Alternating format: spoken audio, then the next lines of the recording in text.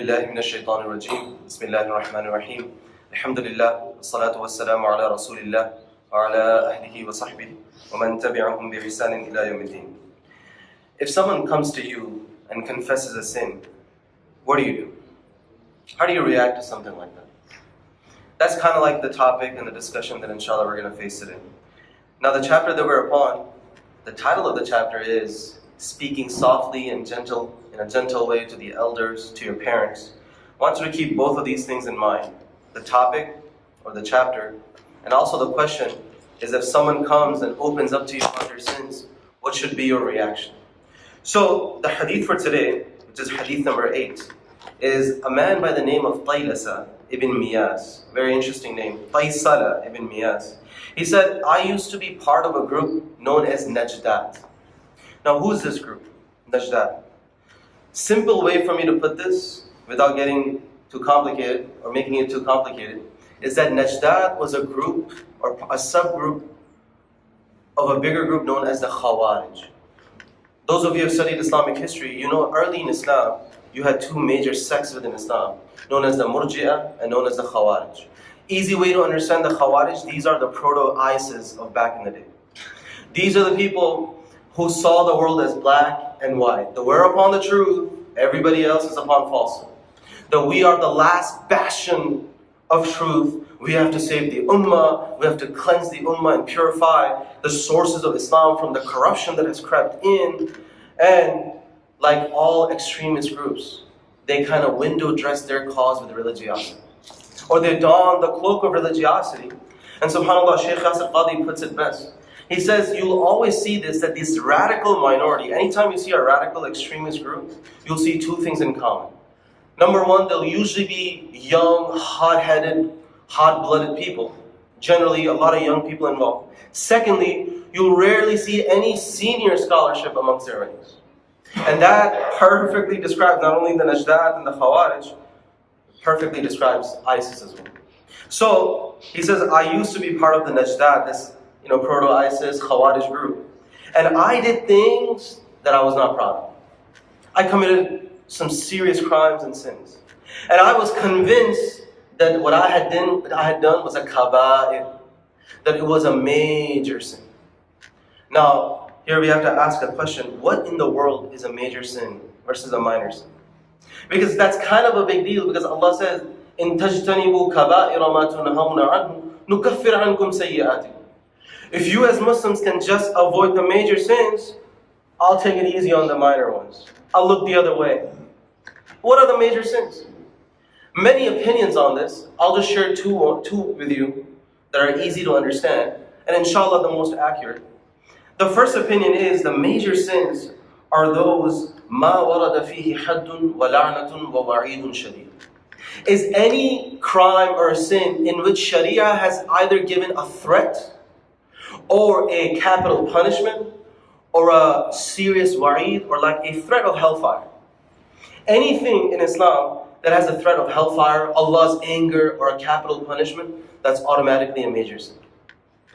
Another opinion, which is something really beautiful, is scholars, they say, actually a major sin is something that is minor in your eyes. Anything that becomes minor in your eyes becomes major with Allah, and anything that is major in your eyes becomes minor with Allah. And that's beautiful. Because you know what happens nowadays with our young people particularly? It's like they cuss a lot. Like cussing is like breathing. And even in the month of Ramadan, you go to like IHOP or whatever, and like they'll be having suhoor, but they're like dropping F-bombs like left and right.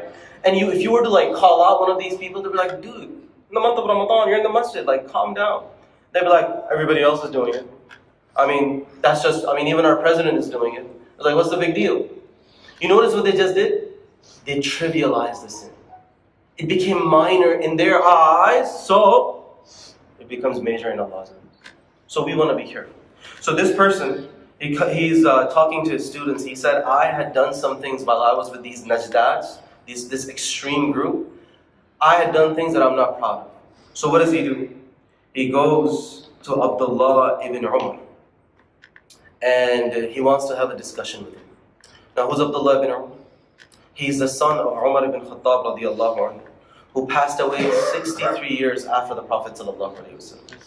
So he says, he goes to Abdullah ibn Umar and he begins to talk to him. And he tells him exactly what he had done. Now, before I go any further, just a small point of benefit that I've already highlighted in the previous Hadith. Notice Abdullah ibn Umar.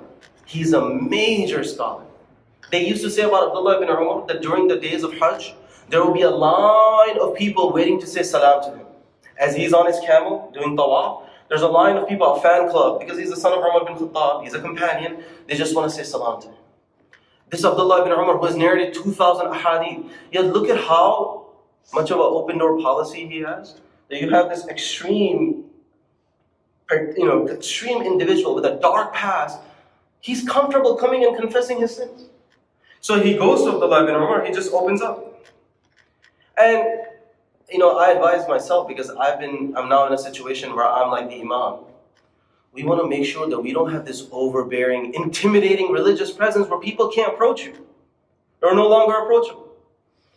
Imam Suhaib was telling us that he got a phone call from a lady from a distant community.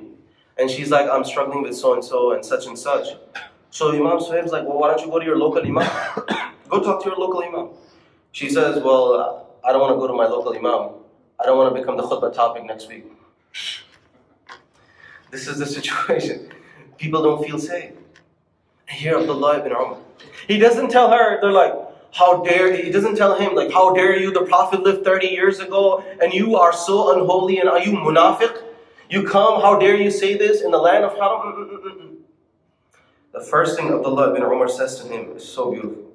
After this man confesses his sin, he says, لَيْسَتْ هَذِهِ مِنَ الْكَبَائِرِ. What you just did is not a major sin. First thing he does, he offers hope. First thing he does, he gives him a glad tidings. Because that's how the Prophet trained the companions. Is that, يَسِّرُوا وَلَا تُعَسِّرُوا. Make things easy for people. Don't always yell and scream. Don't make religion a source of hardship in people's life. بَشِّرُوا وَلَا تُنَفِّرُوا. And give glad tidings and motivate and pick people up as opposed to like shoving hellfire down their throat. بَشِّرُوا وَلَا تُنَفِّرُوا. And you see Abdullah ibn Umar, subhanAllah, that's exactly what he does. Our Prophet ﷺ was amazing at this. He made sure that in the minds of people, religion was not seen as something that was a source of haraj, source of constriction, source of a perception of hardship is cultivated in people's minds when it comes to the deen of Allah. Hadith comes in Bukhari that when the Prophet ﷺ did his final Hajj, this is such a beautiful story and a beautiful event that occurred. Abdullah ibn Amr ibn As, he said, I was with the Prophet when he was standing in Mina. And as he's standing in Mina, he's waiting for people to come and ask questions. A man sees the Prophet ﷺ on his camel. He's like, let me go ask the Prophet ﷺ a question.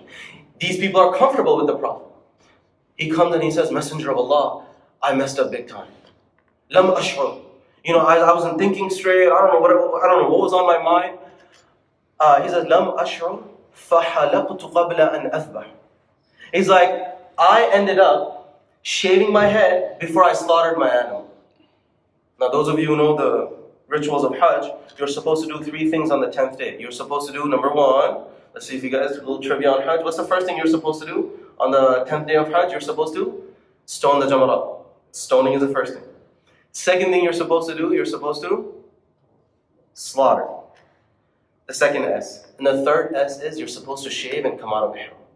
So this man comes to the Prophet, he says, فَحَلَقْتُ قَبْلَ أَنْ أَثْبَعَ. I actually ended up shaving first, slaughtering later. What do? Well, I actually just ended up shaving first. I haven't even done the slaughtering. The Prophet said, إِذْبَحْ وَلَا حَرَجْ. Slaughter, no, it's okay, no big deal. Don't worry about it. So another man comes and he's like, Messenger of Allah, I messed up too. فَنَحَرْتُ قَبْلَ أَنْ أَرْمِي. I ended up slaughtering my animal and I haven't even stoned yet. Once again, the Prophet says, إِرْمِي وَلَا حَرَجْ. Stone now, no big deal. It's okay, not a big problem. And then Abdullah ibn Umar, he says, فَمَا سُئِلَ النَّبِيُّ صَلَى اللَّهُ عَلَيْهِ وَسَلَّمَ عَنْ شَيْءٍ قُدِّمَ وَلَا أُخِّرَ إِلَّا قَالْ إِفْعَلْ وَلَا حَرَجْ. He's like, that day, I was hanging out with the Prophet. Any question the Prophet was asked about, I did this first, or I did that later, or I messed up on the order there, or I had a minor mistake there, any question he was asked, the Prophet said, do it now, Take it easy. Not a problem. Allah is easygoing. Making things easy for people. A lot of people are like, you're trying to present deen in this really easy, chill way, but is that really the case? Ayyub ibn Abi Tamim al-Sakhtiyani, the great scholar, he says, لا تجعلن زهدكم عذابا على الناس. Don't make your religiosity a azab and a punishment upon people. Don't make your self-righteousness and a sense of piety a source of difficulty on people. So, I'm ending the hadith, inshallah, midway today. We got through half of the hadith. Inshallah, we'll continue the response of Abdullah ibn Umar. Now that he was told that this man, he confessed to him, I did a sin. He says, you have not done a major sin. Now, what does he say after that? Inshallah, we'll continue to. Subhana rabbika rabbil izzati amma yasifun. Wa salamun ala al-mursaleen. Walhamdulillahi rabbil alamin.